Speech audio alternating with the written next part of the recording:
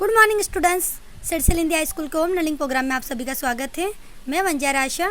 हमने आगे के वीडियो में ऋतुराज कन्यादान काव्य देखा, उसका बाकी का काव्य अब हम देखेंगे।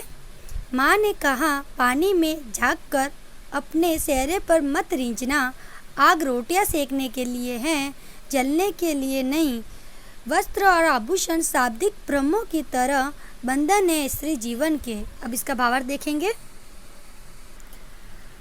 प्रस्तुत पंक्ति में इन पंक्तियों में कवि ने उस माँ का वर्णन किया है जो विदाई के वक्त अपने बेटी को नसीहत दे रही हैं कि उसे ससुराल में किस तरह रहना है और किस तरह नहीं।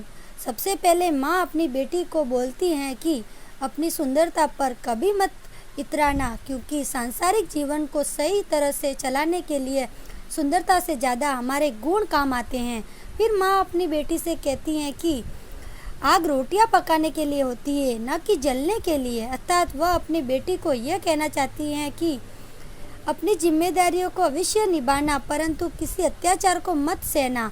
उसके बाद माँ कहती हैं कि वस्त्र आभूषण के मोह में कभी ना पड़ना, यह केवल एक बंधन है जिसमें कभी भी नहीं बंधना चाहिए। इसके चक्कर में बसा बसाया संसार भी उजड़ जाता है। अब आगे हम काव्य देखेंगे। माँ ने कहा, लड़की होना पर लड़की जैसी दिखाई मत देना।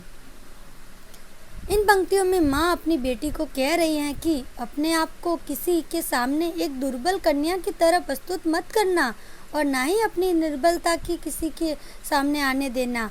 इस संसार में लोग निर्बल के ऊपर अत्याचार करते हैं, इसीलिए उन्होंने कहा है कि अपने भीतर नारी से सभी गुण बनाए रखना, लेकिन दूसरों के सामने खुद को कभी निर्बल और असहाय मत दिखाई देना।